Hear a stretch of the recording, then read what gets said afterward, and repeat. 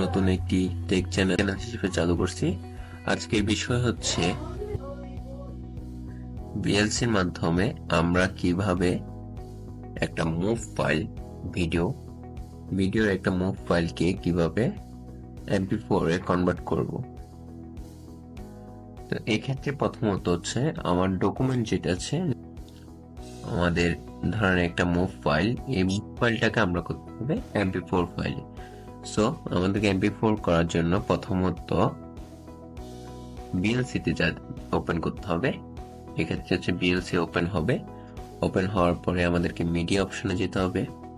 Media option থেকে convert to save এ যেতে হবে। এরপর হচ্ছে আমাকে আমার মুভ ফাইলটা সিলেক্ট করতে হবে। এটা হচ্ছে আমার মুভ ফাইল যে স্থানে রয়েছে ওই স্থানে গিয়ে আমাকে মুভ ফাইলটা সিলেক্ট করতে হবে। এরপর হচ্ছে ওপেনে ক্লিক করতে হবে। এরপর আমার হচ্ছে সাবটাইটেলটা অন করতে হবে। অন করার পরে convert to save A click করতে হবে। এক্ষেত্রে হচ্ছে আমার এখানে বিভিন্ন ধরনের এক্সটেনশন দেওয়া আছে।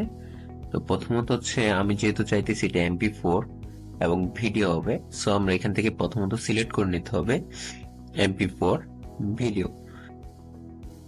MP4 আমরা খুঁজে নিলাম। এরপর হচ্ছে মাল্টিপল সিলেক্ট দিলাম। এরপর হচ্ছে স্টার্ট দিলাম। সো স্টার্ট দেওয়ার পরে আমার ওপেন করলো এবং ফাইলটা কনভার্ট হওয়া শুরু করলো।